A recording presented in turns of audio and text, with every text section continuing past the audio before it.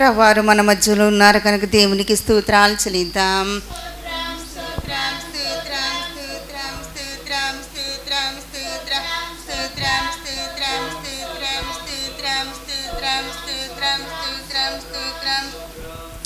పాటల్లోను వాక్య పరిచర్లోను ప్రభువారు ఉండి ప్రభువే మహిమ పొందినట్లు దేవునికి స్తోత్రాలు చెల్లిద్దాం.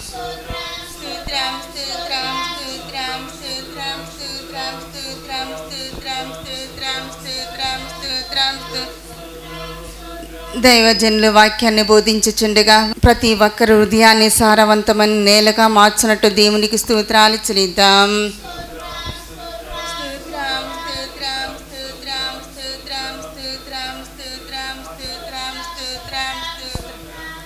ప్రభువారి మహిమగల రాకటుకు రహస్య రాకటుకు అందరినీ ఆయత్తపరచినట్టు దేవునికి స్తోత్రాలు చెల్లిద్దాం.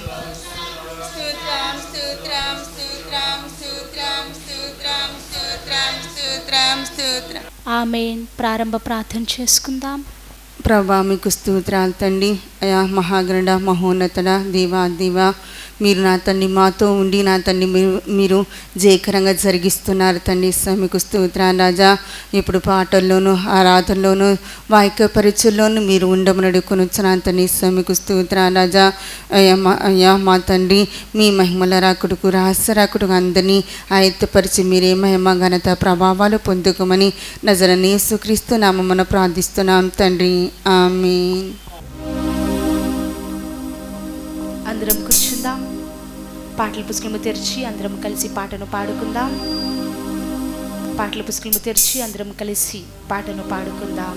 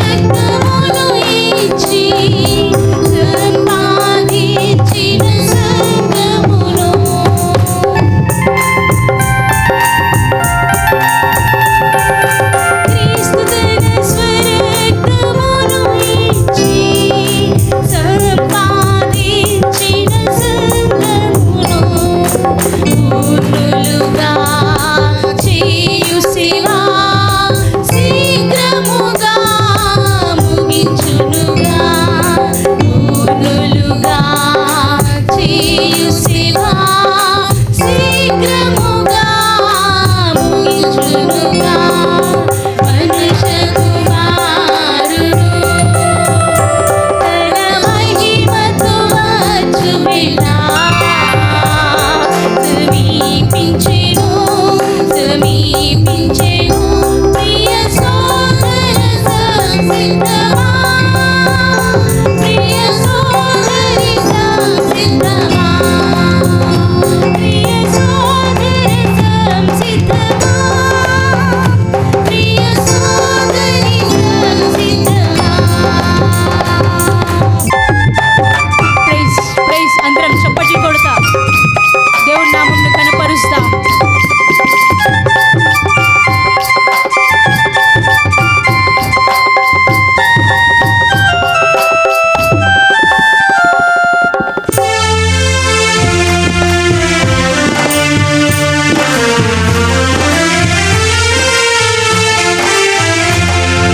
తన సారూప్యమునందుటకై సమర్పించుము నీ జీవితము.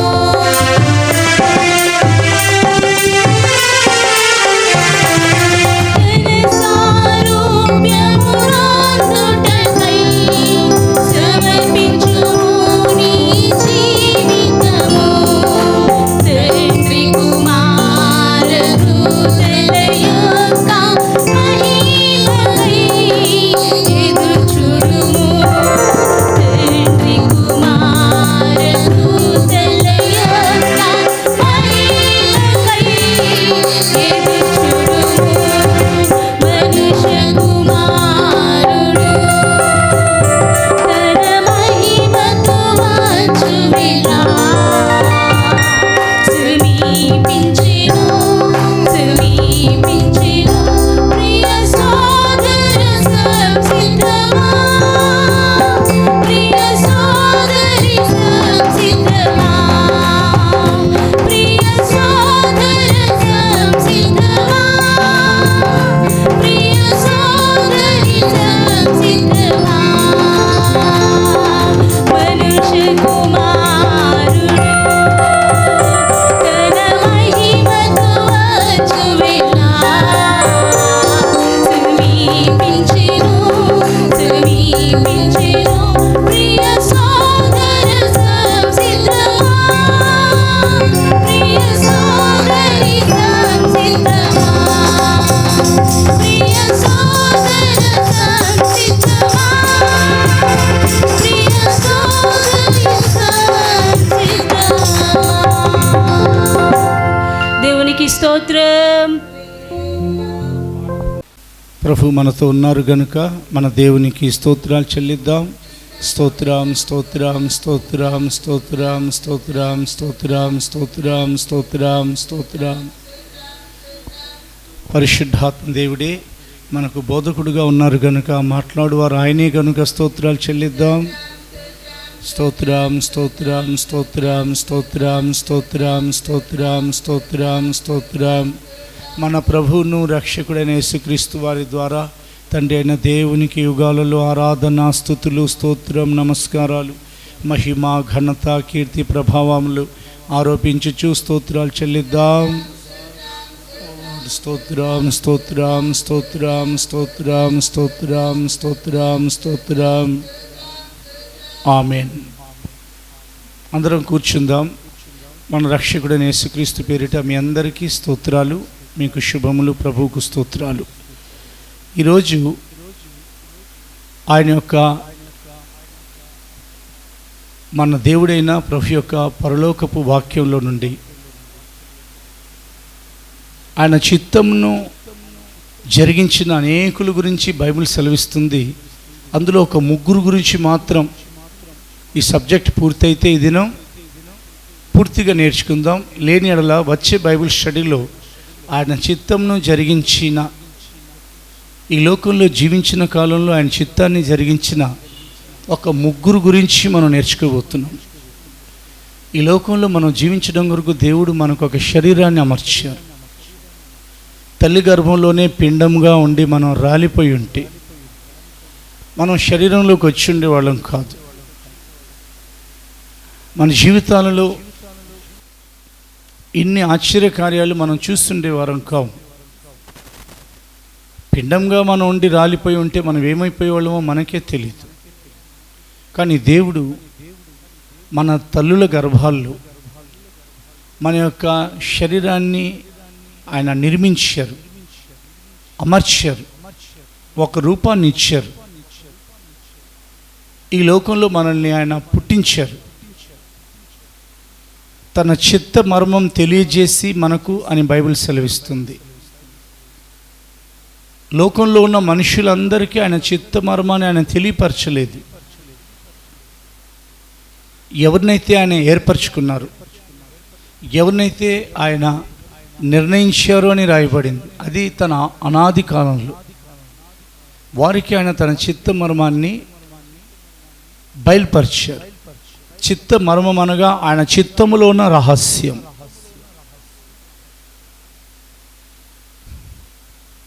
దానిని బయలుపరిచి ఆ ప్రకారంగా జీవించాలని ఆయన నేర్పిస్తూ వస్తున్నారు వాక్యంలో. దేవుని యొక్క వాక్యంలో కేవలం దీవెనలు మాత్రమే తీసుకునే ఆ మనస్సు మీ నుండి తీసివేయండి. కేవలం దీవెనలు ఉంటాయి, కానీ దీవెనలే తీసుకోవాలనే మనసు తీసివేయండి. ఎందుకంటే ఒకవేళ దీవెన దిశగానే ఈ ప్రసంగంలో ఏ దైవజనులు మాట్లాడేది మీరు విన్నా, లేకపోతే ఈ ప్రసంగాలు మీరు విన్నా, ఇందులో ఆశీర్వాదాలు లేవు, ఇందులో నాకు సంబంధించిన విషయాలు లేవు అని మీరు అనుకోవద్దు. అది చెప్తున్నా నేను అనుకోకూడదు, ఎవరు అనుకోకూడదు. ఎందుకనంటే ప్రతి వాక్యంలో దేవుడు తన చిత్తాన్ని బయలుపరుస్తూనే ఉంటారు. ఇంకో విషయం ఏంటంటే ఎవరైతే ఆయన చిత్తం చేస్తారో వారు చాలా అత్యధికంగా దీవించబడతారు. ఆయన చిత్తం చేసిన వారు అనేకులు పరిశుద్ధ గ్రంథంలో ఉన్నారు. వారిలో ఒక ముగ్గురు మనం పరిశుద్ధ గ్రంథం నుండి ఈ సబ్జెక్ట్లో చూడబోతున్నాం. ఈ అంశం పేరేమిటంటే దేవుని చిత్తం జరిగించిన వారు. ఆ ముగ్గురితో పాటు మనం కూడా చేరదాం. ఒకవేళ ఇప్పటి వరకు మనం దేవుని యొక్క చిత్తం చేయలేదేమో, దేవుని చిత్తం చేస్తా మధ్యలో పక్కకు తొలిగావేమో,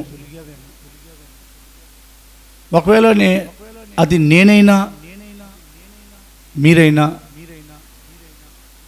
ఆయన చిత్తం చేయడాన్ని బట్టి కొంచెం ఆత్మ సంబంధమైన జీవితం ఎంత వర్ధిల్లుతుందో, కొంచెం అనుదిన జీవితంలో కొంచెం కష్టం అవుతుంది. ఇరుకు మార్గం, విశాల మార్గంలో ప్రవేశించే పోరాడుడి అని దేవుడు చెప్పలేదు.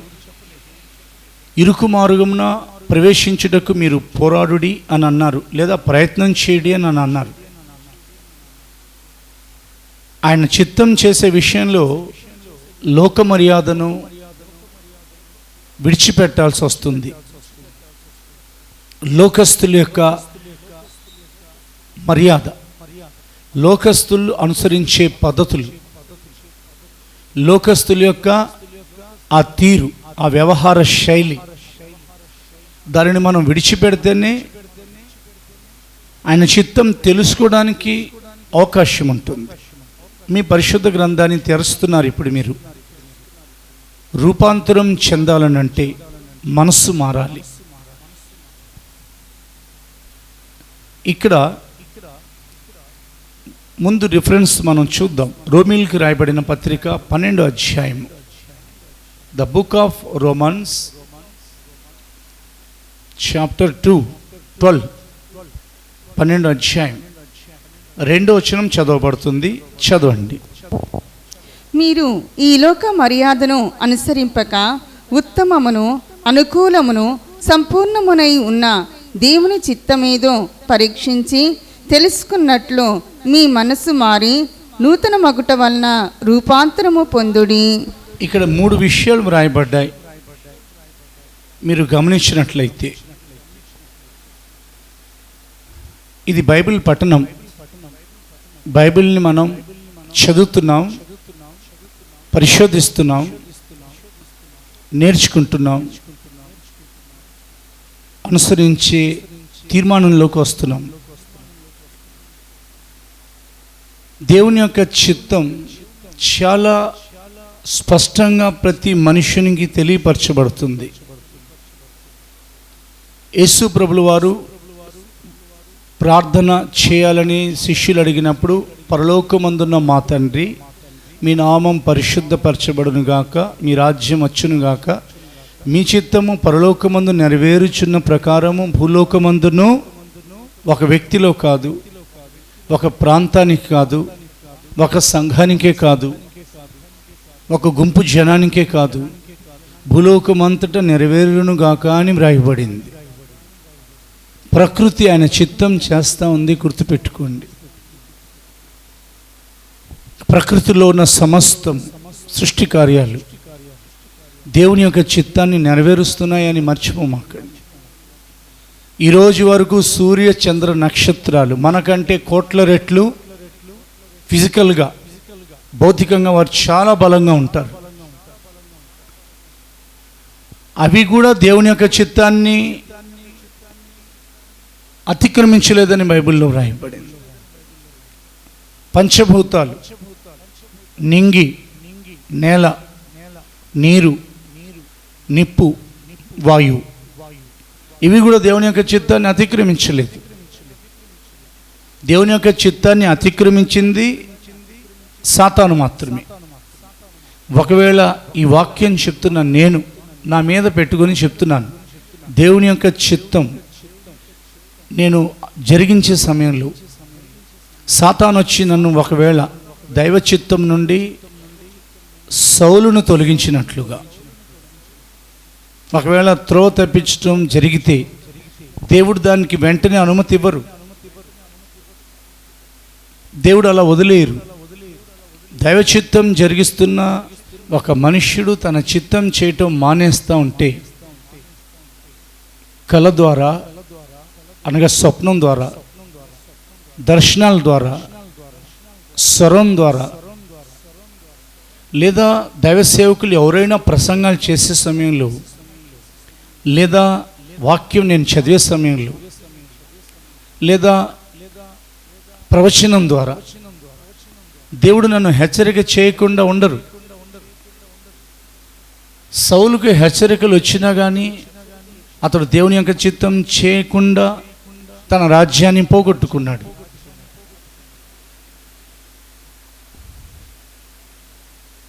ఈరోజు దేవుని యొక్క వాక్యం వింటున్న మీరు దేవుని యొక్క చిత్తం చేసే మనసు గలవారై ఉంటే దానిని కాపాడుకోమని నేను చెప్తున్నాను. దేవుని యొక్క చిత్తం చేయని వారైతే, ఏ విషయంలో మీరు దేవుని చిత్తం చేయలేదు, లోపల ఉన్న మనస్సాక్షి గద్దిస్తూ ఉంది, హృదయం మీ మీద ఆరోపణ చేస్తూ ఉంటుంది. మన మీద మన హృదయాలు ఆరోపణ చేస్తూ ఉంటాయి. రెండోది, వాక్యం ద్వారా దేవుడు మనల్ని గద్దిస్తూ ఉంటారు. పరిశుద్ధాత్మ దేవుడు కూడా ఒప్పింప చేస్తారని యోహాను 16:8 వ్రాయబడింది. లోక మర్యాదను అనుసరించే వారితో కలిసినప్పుడు కొంత సమయం దేవుని చిత్తాన్ని ప్రక్కన పెట్టే వారిగా ఉన్నారా మీలో ఎవరైనా? ఒకవేళ వాళ్ళతో కలిసి మీరు లోక మర్యాద అనుసరింపకపోతే వాళ్ళు మిమ్మల్ని వేరొక విధంగా చూస్తారు అని ఏదైనా కానీ మీ మనసులో భయం ఉందా? దేవుడు మిమ్మల్ని చిన్న చూపు చూడకుండా చూడండి. బాప్టిజం ఇచ్చి యోహాను చాలా గొప్ప ప్రసంగికుడు, కానీ అతడు ఒంటె రోమముల వస్త్రాలు ధరించుకున్నాడు. అతడు అడవి తేనె మిడతలు ఆహారంగా తీసుకున్నాడు. అతని కంటే బలమైన ప్రసంగికులు అనుకుంటున్న సుంకరులు, పరిసయ్యులు, శాస్త్రులు కూడా ఆఖరికి ఆయన దగ్గరికి వచ్చి బాప్టిజం పొందారు. అతని గురించి, అతను పుట్టే ముందే, బాప్టిజం ఇచ్చి యోహాను పుట్టక ముందే అతని గురించి దేవదూత అయిన గాబ్రియేలు, అతని తండ్రి అయిన యాజక ధర్మంలో యాజకునిగా ఆ యాజక రాజ్యంలో యాజకునిగా సేవ చేయుచున్న జకరియా అనే ఆయనతో ఏమన్నారంటే, ఎవరైతే నీ గర్భంలో పుట్టబోతున్నారో నీకును నీ భార్య అయిన ఎలిజబెత్కుని దేవుడు ఇవ్వబోతున్న ఆ మనుషునికి యోహాన్ అనే పేరు పెట్టు, అతడు దేవుని దృష్టికి గొప్పవాడై ఉంటాడు అని దేవదూతైన గాబ్రియల్ ఆయనతో చెప్పారు. ఈ విషయం నుండి మనం గ్రహించేది ఏమిటంటే, దేవుని చిత్తం చేసేవారు మనుషుల దృష్టికి అల్పులుగా, తృణీకరింపబడిన వారిగా కనబడతారు, కానీ దేవుని దృష్టికి గొప్పవారిగా కనబడాలి. దేవుని చిత్తం చేసే విషయంలో మనసు మారుతుంది. మారు మనసు పొందే అనుభవాలు రెండు ఇచ్చారు దేవుడు వాక్యంలో. ఒకటి, లోకంలో ఉన్న మనుషుడు పాపం చేస్తున్నప్పుడు మారు మనసు పొందాలి. రెండోది, సంఘంలో ఉన్న వారందరూ మారు మనసు పొందాలి. మొదటి మారు మనసు మార్క్స్ వార్తలో 1వ అధ్యాయంలో యేసు ప్రభువుల వారు ప్రకటించారు. కాలము సంపూర్ణమై ఉన్నది, దేవుని రాజ్యం సమీపించినది. మారు మనసు పొంది సువార్తను విశ్వసించుడి లేదా నమ్ముడి అని అన్నారు. మారు మనసు పొందుట కొరకే నేను పాపులను పిలుచుటకు వచ్చానని అన్నారు. మీరు ఆ తర్వాత చూడండి, యేసు ప్రభువుల వారు మనుషులందరి కొరకు మరణించి తిరిగి 3వ రోజు ఆయన సజీవుడై లేచి ఆయన పరలోకానికి ఎక్కి ఆరోహణమైన తర్వాత మరలా పద్మాస్ దీవులో ఉన్న యోహానును సంధించుట కొరకు ఆయన మరలా పరలోకం నుండి దిగొచ్చారు. దిగొచ్చి ఆయన మొట్టమొదట చెప్పింది సంఘాలకు వర్తమానాలు. తెలుసా మీకు? సంఘాల వైపుకు ఆయన వెళ్ళి, చిన్న చిన్న సంఘాలు అవి, ఎగ్జిస్టింగ్ చర్చెస్ అని మనం పిలవచ్చు. ఎగ్జిస్టింగ్ చర్చెస్ అంటే అప్పుడప్పుడే, అంటే అభివృద్ధి పొందుతున్న లేకపోతే అప్పుడప్పుడే పుట్టి పెరుగుతున్న సంఘాలు అవి. ఆ సంఘాలలో సాతాను కొన్ని విధాలైన క్రియలను ఆ విశ్వాసులకు, ఆ సంఘ దూతకు అలాగున వాడు కలిగించాడు. దానిని గమనించిన యేసు ప్రభు ప్రకటన గ్రంథం మీరు జాగ్రత్తగా చదివితే 2వ అధ్యాయం 3వ అధ్యాయం అంతా 7 సంఘాలకు హెచ్చరికలు ఇచ్చారు. ఆ హెచ్చరికలు ఏమన్నారు ఇప్పుడు మనం చదవబోతున్నాం. అదే మాట పేతురు గారి ద్వారా కూడా పరిశుద్ధాత్మ ఆయన రాయించారు. అదే చెప్పాను, మొట్టమొదటి మారు మనసు లోకంలో ఉన్న పాపంలో ఉన్న మనుషులకు, రెండో మారు మనసు సంఘాలకు మారు మనసు పొందాల్సిన అవసరం ఏముంది? ఇప్పుడు 2-3 అధ్యాయాల్లో నుండి ఆయన సెలవిచ్చిన సంగతులు మనం చదువుదాం. ద బుక్ ఆఫ్ రివిలేషన్, ప్రకటన గ్రంథము 2వ అధ్యాయం, కొన్ని రిఫరెన్సులు. 5వ వచనం చదవబడుతుంది. నీవు ఏ స్థితిలో నుండి పడితివో అది జ్ఞాపకం చేసుకొని మారు మనస్సు పొంది ఆ మొదటి క్రియలను చేయము. అట్లు చేసి నీవు మారు మనస్సు పొందితేనే సరి, లేని ఎడల నేను నీ యొద్దకు వచ్చి నీ దీపస్తంభమును దాని చోట నుండి తీసివేతును. అదే 2వ అధ్యాయం ప్రకటన గ్రంథం 16వ వచనం చదవబడుతుంది. కావున మారు మనస్సు పొందుము, లేని ఎడల నేను నీ యొద్దకు త్వరగా వచ్చి నా నోట నుండి వచ్చు ఖడ్గము చేత వీరితో యుద్ధము చేసేదను. చూసారా? అదే ప్రకటన గ్రంథం 2వ అధ్యాయంలోకి వెళుతున్నాం మనం. ప్రకటన గ్రంథం 2:22 చదవబడుతుంది. ఇదిగో నేను దానిని మంచము పట్టించి దానితో కూడా వ్యభిచరించి వారు దాని క్రియల విషయమై మారు మనసు పొందితేనే గాని వారిని బహు శ్రమల పాలు చేతును. ప్రకటన గ్రంథం 3వ అధ్యాయం 3వ వచనం చదవబడుతుంది. నీవేలాగూ ఉపదేశము పొందితివో, ఎలాగూ వింటివో జ్ఞాపకం చేసుకొని దానిని గైకొంచు మారు మనసు పొందుము. నీవు జాగరూకుడవై ఉండని ఎడల నేను దొంగవలె వచ్చేదను, ఏ గడియను నీ మీదకు వచ్చేదనో నీకు తెలియనే తెలియదు. ప్రకటన గ్రంథం 3వ అధ్యాయం 19వ వచనం చదువుతున్నాం. నేను ప్రేమించు వారినందరినీ గద్దించి శిక్షించుచున్నాను గనుక నీవు ఆసక్తి కలిగి మారు మనసు పొందుము.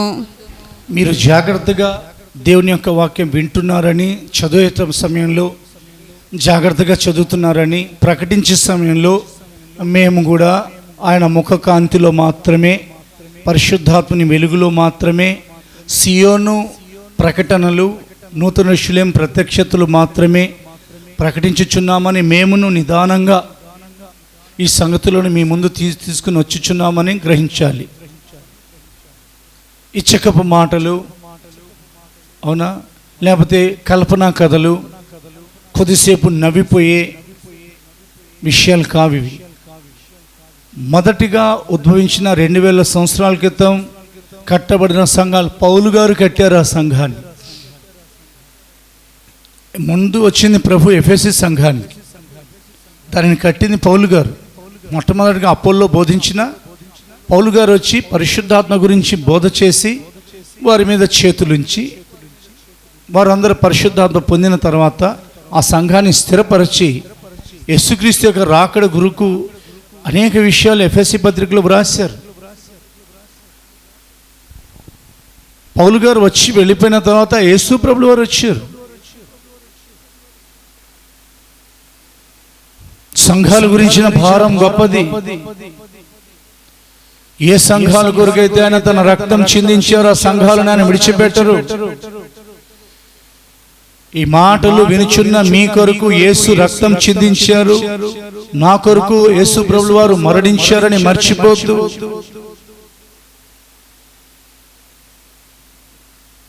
డబ్బులు ఇచ్చి ఏ వస్తువైనా కొనుక్కున్న వానికి దాని భారం తెలుస్తుంది. ఉచితంగా ఎవరైనా ఇచ్చిన గిఫ్టులు కూడా జాగ్రత్తగా ప్రతి మనుషుడు కాపాడుకుంటారు. ప్రాణ విమోచన క్రయధనంగా మనుష్య కుమారుడు అది ఇచ్చుటకు, తన ప్రాణం ఇచ్చుటకు వచ్చాను, పరిచర్య చేయించుకున్నటకు కాదు, పరిచర్య చేయుటకు వచ్చాను అని బైబిల్లో ఆయన సెలవిచ్చారు. ఆయన ప్రాణాన్ని అర్పించి మనల్ని కొనుక్కున్నారు. తన ప్రాణాన్ని అర్పించి ఆ కాలంలో సంఘాలను ఆయన కొనుక్కున్నారు కనుక ఆ సంఘాలకు మొట్టమొదటిగా వర్తమానం ఇచ్చారు. ప్రకటన గ్రంథం, the book of revolution has been divided into 5 parts.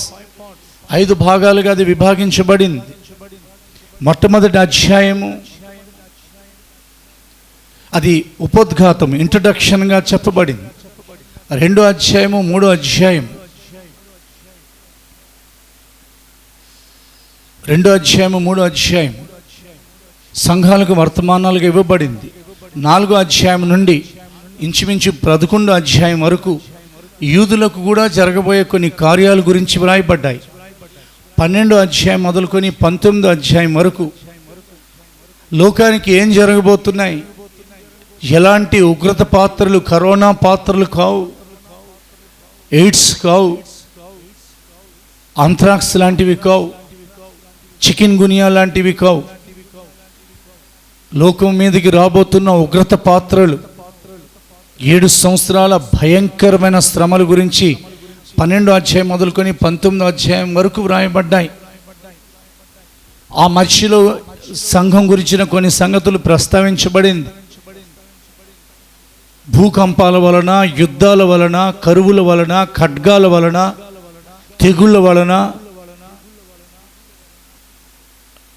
అగ్ని వలన లోకం ఎలా బద్దలైపోయి కాలిపోయి లోక నివాసులు భయంకరమైన రోగాల వలన ఎలాగున తలకిందులైపోతారో, నశించిపోతారో, కాలి మాడి మసై బూడిదైపోతారో ప్రకటన గ్రంథం 12వ అధ్యాయం మొదలుకొని చదివితే సంఘం ఎత్తబడిన అనుభవం మొదలుకొని మొట్టమొదటి అధ్యాయం ప్రకటన గ్రంథం 12లో మొదటి 5 వచనాల్లో సంఘం ఎత్తబడటం, ఆ తర్వాత 19వ అధ్యాయం వరకు చాలా మనుష్యుడు మింగుడు పడని, ఎవరు ఈ లోకంలో జీవించే క్రైస్తవుల్లో ఒకవేళ అలాంటి సంగతులు ఉన్నట్లుగా బోధిస్తే చాలామంది మింగుడు పడదు. అది వినలేరు అలాంటి ప్రసంగాలు. మీరు వినండి. ఒకవేళ వినకుండా ఉన్నారా ఎవరైనా కానీ, ఇవేంటి ఇలాంటి మాటలు చెప్తున్నారు, దేవుడు చెప్పిన మాటలు అవి. అసలు ఈ గ్రంథానికి ముద్ర వేయొద్దన్నారు దేవుడు. ఇందులో నుండి ఒక్క అక్షరం తొలగించినా, ఒకటి కలిపినా అతనికి ఆ తెగుళ్ళు నేను కలిగిస్తానని హెచ్చరిక చేశారు.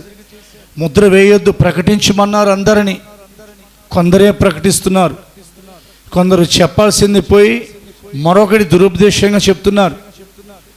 యేసు ప్రభుల వారు అవునా, చెప్పినది పరిశుద్ధాత్మ చెప్పినది పక్కన పెట్టి, అందుకని జాగ్రత్తగా ప్రకటన గ్రంథాన్ని 4వ భాగం వరకు చదివాం, వివరించడం జరిగింది. 5వ భాగం 21వ అధ్యాయం 22వ అధ్యాయాలు నిత్యత్వానికి సంబంధించి నూతన యెరూషలేము సియోను తప్ప మరి ఏమీ ఉండవు. కనుక సంఘాలకు ఆ హెచ్చరికలు ఇవ్వడం కొరకు పద్మాస్ దీవిలో ఒంటరిగా ఉన్న యోహాన్ని కలుసుకోవడానికి యేసు ప్రభులు వారు వచ్చి పరిశుద్ధాత్మతో అతనిని నింపి అభిషేకించి 2వసారి 3వసారి ఆత్మవశుడుగా మార్చి ఎత్తైన గొప్ప పర్వతం మీదకి తీసుకుని వెళ్ళి రాబోతున్న వాటిని చూపించారు. 2000 సంవత్సరాల క్రితం 2000 సంవత్సరాలు అయిపోయాయి. ప్రభు ఈ సంగతులని చెప్పారే, శాశ్వతమైనది పోగొట్టుకుంటారేమో మా సంఘానికి వచ్చే విశ్వాసులు, మేము ఈ మాటలు వింటున్న భూలోకంలో ఉన్న క్రైస్తవ పరిశుద్ధులు భక్తులు అనే భయం లేకుండా సేవకులు ఎంతసేపు రక్షణ గురించి చెప్పాలి కాదన్నాం, సెకండ్ పార్ట్ తీసుకుని ఎందుకు చెప్పట్లేదు అని నేను ప్రశ్నిస్తున్నాను. రాబోతున్న ఉగ్రత కాలాల గురించి వారు చెప్పాలి, లేకపోతే రాబోతున్న శ్రమల కాలంలో చాలామంది చిక్కుబడిపోతారు. ఇప్పుడంతా యూట్యూబ్ మీద, టెలివిజన్స్ మీద, ఈ ఫేస్బుక్ల మీద ఆధారపడి నడుస్తుంది. ఎక్కువగా ఇప్పుడు సభలు ఎలాగో ఈ లాక్డౌన్స్ వల్ల సభలు, మందిరాలు, సంఘాలు అంతంత మాత్రంగా ఉన్నాయి కనుక ఎక్కువగా ఫేస్బుక్లు, యూట్యూబ్లు, టెలివిజన్స్ మీద ఆధారపడిపోయారు క్రైస్తవ భక్తులు. చాలా సంతోషం, దీని మూలంగా అన్యజనులకు సువార్త ప్రకటించబడుతుంది. కానీ దీని వలన అనేక మంది చూస్తున్నారే, రాబోతున్న 7 సంవత్సరాల శ్రమల గురించి, 666 ముద్ర గురించి, భయంకరమైన శోధనల కాలం గురించి ఎందుకు మేము చెప్పకూడదు? అబద్ధ ప్రవక్త రాబోతున్నాడు, ఘట సర్పం దిగి పడద్రోయబడబోతుంది, అవునా, క్రీస్తు విరోధి లేపబడబోతున్నాడు, భయంకరమైన అవునా తెగుళ్ళు రాబోతున్నాయి. దాని గురించి ప్రకటిస్తే అనేక మంది వింటారు కదా.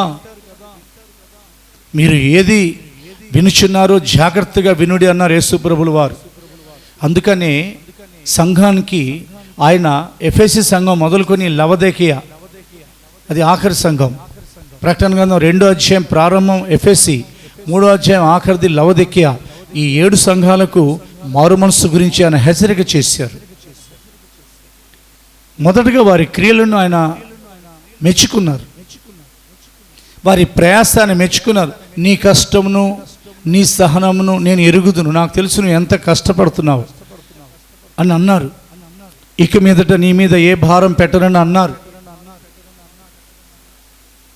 అయితే నీ మీద తప్పు నేను ఒకటి మోపవలసి ఉన్నది అని అన్నారు. మోపుతున్నానని అనలా, మోపవలసి ఉన్నది, దానికి తేడా ఉన్నది. నేను నీ మీద తప్పు ఒకటి మోపవలసి ఉన్నది, అలాగనే హెచ్చరిక చేశారు. కాబట్టి నువ్వు ఆసక్తి కలిగి మారు మనసు పొందుము అని సంఘంతో చెప్పారు. నేను అది మీ ముందు చెప్తూ నాకు నేను చెప్తున్నాను. ఒకవేళ దేవుని చిత్తం చేసే విషయంలో నా మనసు మారి సాతాను నన్ను భ్రమ పట్టించి నన్ను త్రోవ తప్పిస్తే అయితే ఈ ప్రసంగం నాకు నేనే బోధించుకుంటున్నాను. బోధకులు బోధించేవారుగానే ఉండకుండా బోధింపబడేవారుగా ఉండాలి. ఈ బోధ చేసేవారి ప్రసంగం 2 అంచుల ఖడ్గం, దేవుని వాక్యం వినేవారిని ఎక్కడ పాపముందో నరికేసుకుంటూ వెళ్తుంది. ఏ మాత్రము ఆ సేవకునిలో ఏదైనా చెప్పబడిన విషయాలు ఏదైనా ఉందా వారిని కూడా అలా నరుగుతూ వెళ్తుంది. అది అంటే వాళ్ళని చంపదు, వాళ్ళని అలా నరుగుతూ వెళ్తుంది. అంటే వారి పాపం, వారి రహస్య జీవితంలో, నా రహస్య జీవితం ఎవరికి తెలియదుగా, రహస్యమైనదంతయు వెలుగులోకి తెచ్చే దేవుడు కదా ఆయన. ఉదాహరణకి నా మీద పెట్టుకొని నేను అలాంటి నీచమైన జీవితం జీవిస్తున్నానని మీరు జీవిస్తున్నానని నేను అనట్లేదు, కానీ దేవుడు చెప్పిన సంగతులే చెప్తున్నాను. మారు మనస్సు పొందమని సంఘాలతో ఎందుకు చెప్పారు దేవుడు అని అంటే, ఇదిగో నేను త్వరగా రాబోతున్నాను, నువ్వు జాగరూకుడివై మారు మనస్సు పొందుము, నేను లేని యెడల నీ దీపస్తంభాన్ని నీ ఎదురుని తీసివేస్తాను. దీపస్తంభం అనగా సంఘానికి సూచన, సంఘం ఎత్తబడిద్ది, నువ్వు విడవబడతావని హెచ్చరిస్తున్నారు. విడవబడిన తర్వాత శ్రమల కాలం చూసిన ఏ సంఘమైనా కానీ తన యొక్క గమ్యానికి మరలా రెండోసారి చేరుకోలేదు. గుర్తుపెట్టుకోండి, ఒకసారి విడవబడిన తర్వాత సియోన్కి, నూతన యెరూషలేముకి వారు వెళ్ళలేరు. పర్వాలేదులే ఎక్కడొక్కడ ఉంటారని అనుకుంటున్నారా? శ్రమల కాలంలో చిక్కుపడాలి. రెండోది, సియోనులో నిత్యానిత్యం ఆయన యొక్క ముఖ దర్శనాన్ని పోగొట్టుకోవాలి. సేవకులైన వారు నూతన యెరూషలేములో దేవుని యొక్క నివాసం, ఆయన వారితో కూడా కాపురముండునన్న వాగ్దానం వారి విషయంలో నెరవేర్చబడదు. అందుకని ఉద్యోగాలు చేయండి, సేవ చేస్తాం. వ్యాపారాలు చేయండి, సేవ చేస్తాం, పరిచర్య చేస్తాం, సంఘాలు కడతాం, స్వార్థ ప్రకటిస్తాం, పాటలు రికార్డ్ చేస్తాం, అవునా, స్వస్థత ప్రార్థన చేస్తాం, ఆశీర్వాదాల కొరకు ఉపవాసాలు ఉంటాం, సంఘం ఫలించాలని, విస్తరించబడాలని ఉపవాసాలతో, అవునా, ఇవన్నీ మేము చేస్తూ ఉంటాం. కానీ పిల్లల్ని చదివించండి అని యేసుక్రీస్తు యొక్క, అవునా, జీవితంలో ఎంత దేవుని యొక్క చిత్తం ఆయన చేశారో, దావీదు ఎంతగా ఆయన చిత్తం చేశారు, కోరేషు ఎంతగా ఆయన చిత్తం చేశారు. దానికి స్టేట్మెంట్ వారిచ్చుకోలేదు, దేవుడు ఇచ్చారు. వాడు నా చిత్తం చేసిన వారని దేవుడు స్టేట్మెంట్ ఇచ్చారు. పేతురు 2వ పత్రికలో సంఘానికి అంతటా మారు మనసు అని 3వ అధ్యాయం, పేతురు 2వ పత్రిక 3వ అధ్యాయం 9వ వచనంలో ఇంచుమించుగా అపోస్తులైన పేతురు రాసిన పత్రిక, మొదటి పత్రిక, 2వ పత్రిక, క్షమించండి, 2వ పత్రిక 3వ అధ్యాయం 9వ వచనం చదవబడుతుంది. కొందరు ఆలస్యమని ఎంచుకున్నట్లు ప్రభు తన వాగ్దానము గురించి ఆలస్యము చేయవాడు కాడు గాని ఎవడునూ నశింపవలనని ఇచ్చయింపక అందరూ మారుమనసు పొందవనని కోరుచు మీ ఎడల దీర్ఘశాంతం గలవారై ఉన్నారు. అందరూ మారు మనసు పొందాలి అని కోరుకుంటున్నారు అని అంటే, అందరూ అని అంటే లోకంలో ఉన్న అందరూ మారు మనసు పొందాలంటే అది సాధ్యపడదు. ఎందుకనంటే మారు మనసు పొందిన వాళ్ళు రక్షణ పొంది బాప్టిజం పొందుతారు. ఇప్పుడు మళ్ళా పిల్లలు పుడతారు, వాళ్ళు పెరగాలి, మళ్ళీ వాళ్ళు ఏదైనా పొరపాట్లు ఉంటే మారు మనసు పొందాలి. ఈ కాలచక్రంలో ఇంకెప్పుడు పుడతానే ఉంటారు కదా జనం. కాబట్టి అందరూ మారు మనసు అని అంటే సంఘాలలో మారు మనసు అని అది రహస్యంగా చెప్పబడిన మాట మనం తెలుసుకోవాలి. సంఘాలకు మారు మనసు కలగాలి, సంఘాలలో ఉన్నవారు మారాలి, వారి జీవితంలో దేవుని చిత్తం చేయట్లేదని గ్రహింపు వారికి ఉండాలి. దేవుని చిత్తం చేయకపోతే మనసు మారదు. ఇందాకేం చదివారు? దేవుని చిత్తం ఏదో పరీక్షించి తెలుసుకున్నట్లు మీ మనసు మారి రూపాంతరం చెందుడి. మనసు మారేది ఎప్పుడనంటే దేవుని చిత్తం చేసినప్పుడు. దేవుని చిత్తం చేసినప్పుడు మనసు మారుతుంది. మనసు మారితేనే క్రియలు మారుతాయి, క్రియలు మారితేనే రూపాంతరం చెందుతాం. రూపాంతరంలో 2 మెట్లు చెప్పి బైబిల్ స్టడీ నేను ముగిస్తున్నాను. ఈ దినం వరకు ప్రభునందు సంపూర్ణం చేర్చున్నాను. రూపాంతరం అంటే ఏంటంటే మహిమా శరీరంలోనికి మార్చబడటం. పరిశుద్ధాత్మ ఎందుకు పరలోకం నుండి దిగి వచ్చారంటే ఆయన దేవుని అగ్ని అయి ఉన్నారు, దేవునిలో 3వ వ్యక్తిత్వం అయి ఉన్నారు కనుక ఆయన మనలో ఉండి వాక్యం ద్వారా మన మనస్సులు మారుస్తూ దేవుని చిత్తం చేసేటట్లు చేస్తూ మనల్ని దినదినం రూపాంతరం చెందిస్తారు. ఏమని రాయబడింది? కొరింథీ 2వ పత్రిక 3వ అధ్యాయం 18వ వచనంలో మీరు ఆత్మ వలన ఆ పోలికగా మార్చబడుచున్నారు. ఒకసారి చదవబడుతుంది. కొరింథీ 2వ పత్రిక 3వ అధ్యాయము 18వ వచనం చదవబడుతుంది. మనమందరము ముసుగులేని ముఖముతో ప్రభు యొక్క మహిమను అద్దం వలె ప్రతిఫలింపచేయచ్చు మహిమ నుండి అధిక మహిమను పొందుచు ప్రభువు ఆత్మచేత ఆ పోలికగానే మార్చబడుచున్నాము. పరిశుద్ధాత్మ ఆ పోలికలోనికి మనల్ని మారుస్తున్నారు. ఏ పోలిక? మన పోలిక చొప్పున మన స్వరూపం నందు నరులను సృజించుదము అని దైవం మాట్లాడుకున్నారు. మనము అని అన్నారు ఆయన. అంటే అక్కడే 3 ఉన్నారు, తండ్రిగా, కుమారునిగా, పరిశుద్ధాత్మగా. పరిశుద్ధాత్మ అగ్ని అయి ఉన్నారు కనుక ఆ అగ్నికి యేసు ప్రభు యొక్క ఆ రూపం మనలోకి రావాలి. మరియా గర్భంలో పరిశుద్ధాత్మ అమర్చల యేసయ్య యొక్క భౌతిక శరీరాన్ని సంఘం గర్భంలో ఉన్నాం. సంఘం తల్లి అయి ఉన్నది. ఎత్తబడేవారు జయించిన మగ శిశువు అయి ఉన్నారు. కాబట్టి ఆ సంఘం యొక్క తల్లి గర్భంలో పరిశుద్ధాత్మ అగ్ని మనల్ని ఆ పోలికగా మారుస్తున్నారు. ఎప్పుడు? మనసు మారినప్పుడు. మనసు మారినప్పుడు క్రియలు మారుతాయి. మర్చిపోమాకండి. క్రియలు చొప్పునే ఏ మనుషునికైనా తీర్పు. ప్రార్థన చొప్పున మాత్రమే కాదు. నేను ప్రార్థనలో ఆరితేరిపోయాను, నేను ఎన్నో గంటలు అని నాకు నేను చెప్పుకుంటే ఒకవేళ ఆ ప్రార్థన బట్టి ప్రతిఫలం ఈ లోకాని వరకు వచ్చేస్తుంది.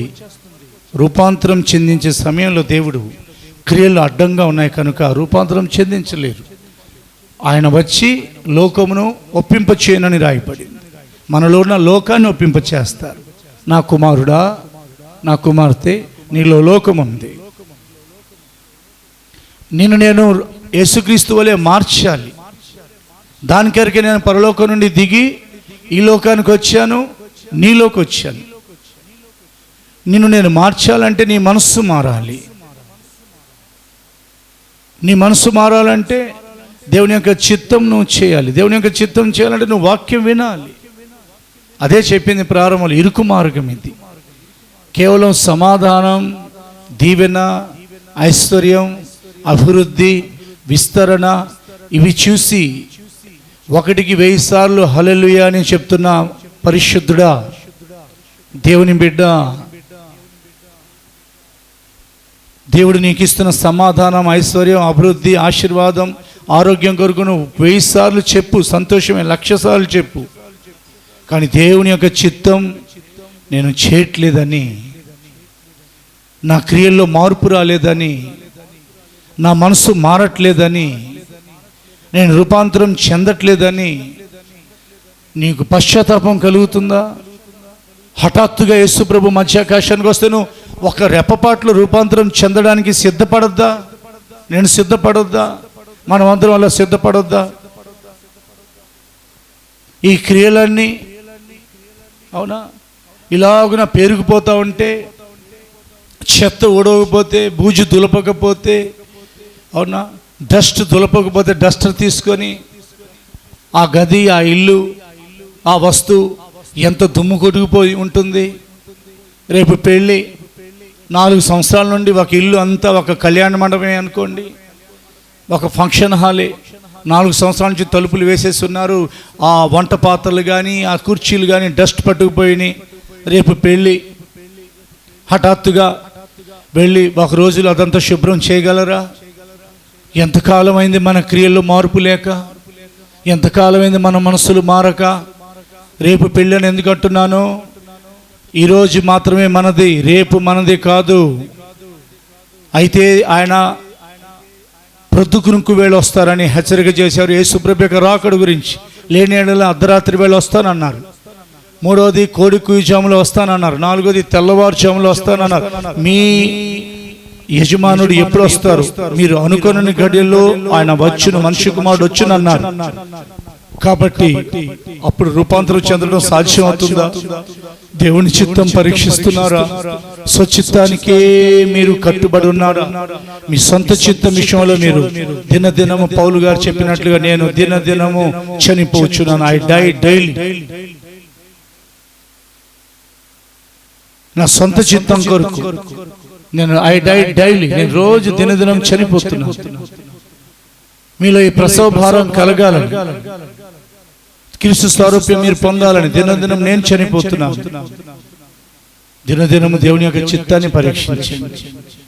మీ చూపుల్లో, మన చూపులు, మన అంటాను పోనీ, మన తలంపుల్లో, ముందు ఇక్కడి నుంచి మొదలవుతుంది. మన తలంపులు, మన చూపులు, మన వినికిడి, మన మాటలు, మన క్రియలు, మన నడవడిక, మన స్వభావం, ఆంతరిక, మన ప్రవర్తన, 8 విషయాలు దేవుని చిత్తం నెరవేరాలి. ఆయన ఆజ్ఞల ప్రకారంగా జీవించాలి. చాలా కష్టం. అది మన మాట. సాతాన్ అనేది అదే, కానీ అది సాధ్యం. యేసుప్రభుల వారు మనలాంటి రక్తమాంసాల శరీరంలో జీవించి లోకాన్ని జయించారు, శరీరాన్ని జయించారు, సాతాన్ని జయించారు. జయించి వాణిని నాతో కూడా నా సింహాసనం ముందు కూర్చుని పెడతాను, ఎందుకంటే నేను జయించి నా తండ్రి సింహాసనం ముందు కూర్చున్నాను. ఆయన జయించి తండ్రి సింహాసనం మీద కూర్చున్నారు. జయించి వాణిని నాతో కూడా నా సింహాసనం ముందు నేను కూర్చోండి నిత్యదను అని వాగ్దానం చేశారు. అందరినీ నా సింహాసనం మీద పెడతానని అనలా. జయించడానికే దేవుడు జయ జీవితం మనకిచ్చారు. యేసుక్రీస్తు రక్తం వలన జయం కదా, ఆయన వాక్యం వలన జయం కదా, పరిశుద్ధాత్మ అభిషేకం వలన మనకు జయం కదా, యేసయ్య పునరుత్థానం వలన మనకు జయం కదా. ఆయన అందరి విశ్వాసం లోకమును జయించిన విజయం మన విశ్వాసం అని వ్రాయబడింది కదా. ఇన్ని వాగ్దానాలు ఉంటే మనం ఓడిపోతామా?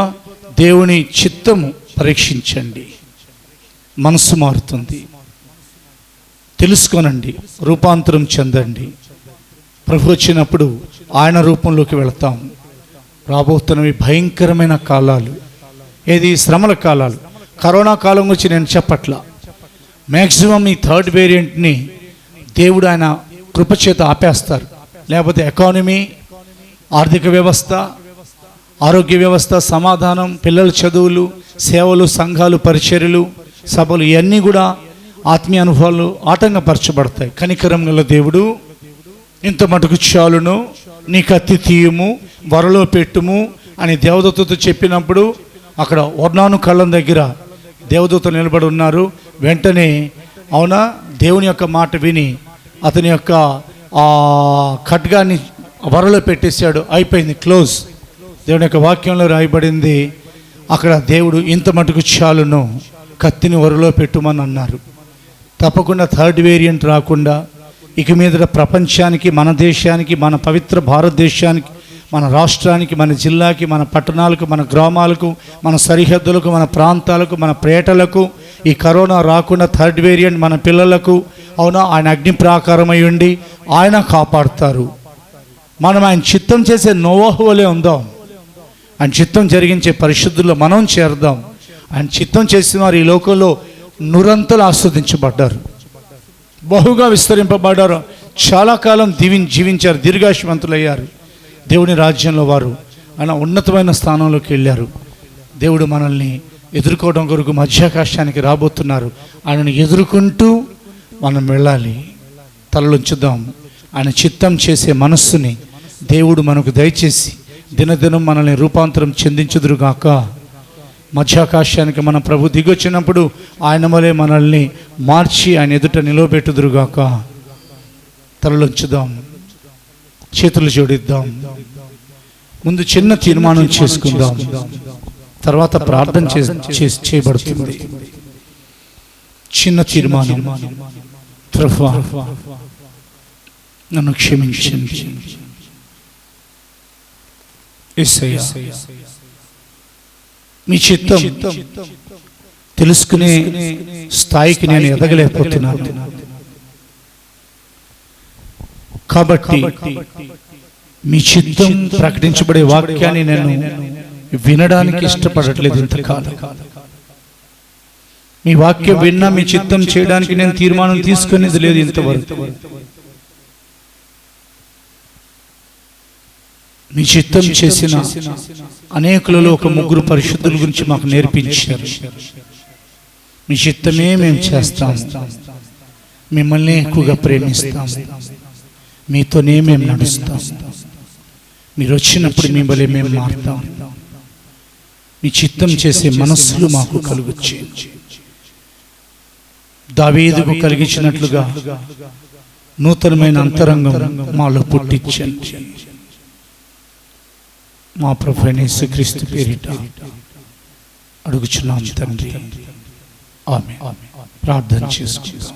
స్తోత్రాలు తండ్రి. మహాగణుడ, మీకు లెక్కించలేని స్తుతులు స్తోత్రాలు చెల్లించుకున్నాం ప్రభు. మీకు స్తోత్రాలు రాజా.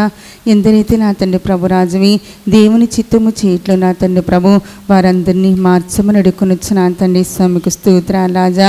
దేవుని దృష్టికి నా తండ్రి ప్రభు అందరము గొప్పవారిగా కనబడాలి తండ్రి. స్వామికి స్తోత్రాలు రాజా.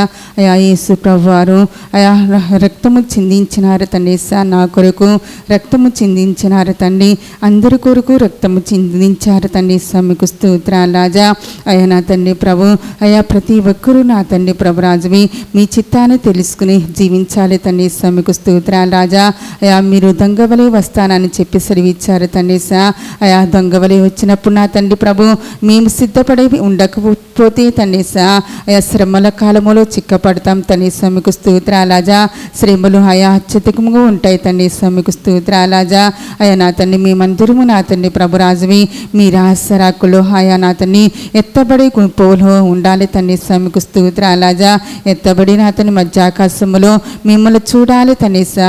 మిమ్మల్ని చూడగలిగిన గొప్ప ధనిత భాగ్యము మా అందరికీ దయచమడి కొనొచ్చు నా తండ్రి స్వామికు స్తోత్రాలాజా. రెండంచెల కలిగిన ఖడ్గము నా తండ్రి ప్రభు రాజువి అయా నా తండ్రి ప్రభు అయా మీకు స్తోత్రాలు తండ్రి. ఎవరు నా తండ్రి ఖడ్గానికి చిక్కపడకు నా తండ్రి ప్రభు ప్రతి వారిని తప్పించమడుకొనొచ్చు నా తండ్రి స్వామికు స్తోత్రాలాజా. అయా అయా నా తండ్రి ప్రభు ఈ నా తండ్రి ప్రభు మీకు స్తోత్రాలాజా. ఈ మెసేజ్ ఇంటున్న వారిని నా తండ్రి ప్రభు ఆశీర్వదించి దీవించమడుకొనొచ్చు నా తండ్రి. మీ మహిమల రాకుల్లో రహస్య రాకులు నా తండ్రి అందరము ఉండుటకు నా తండ్రి మీరు కృపా ద్వారాలు తెరిచి మీరే మహిమ ఘనత ప్రభావాలు పొందుకోమని నజరేయుడైన యేసుక్రీస్తు నామమున ప్రార్థిస్తున్నాం తండ్రి, ఆమేన్. తలలుంచుదాం, కనులు మూసుకుందాం, ప్రార్థన చేసుకుందాం. తలలుంచుదాం, కనులు మూసుకుందాం, ఆశీర్వాదం తీసుకుందాం. మన ప్రభువైన యేసుక్రీస్తు కృపయు, తండ్రి అయిన దేవుని యొక్క ప్రేమయు, పరిశుద్ధాత్మ సహవాసము అండ్ రాకడ వరకు సదాకాలం మనందరికీ తోడయుండును గాక. ఆమేన్. హల్లెలూయా. ప్రభు మిమ్మల్ని ఆశీర్వదించి కాపాడుదురుగాక. ఆమేన్. ప్రభువుకు స్తోత్రాలు.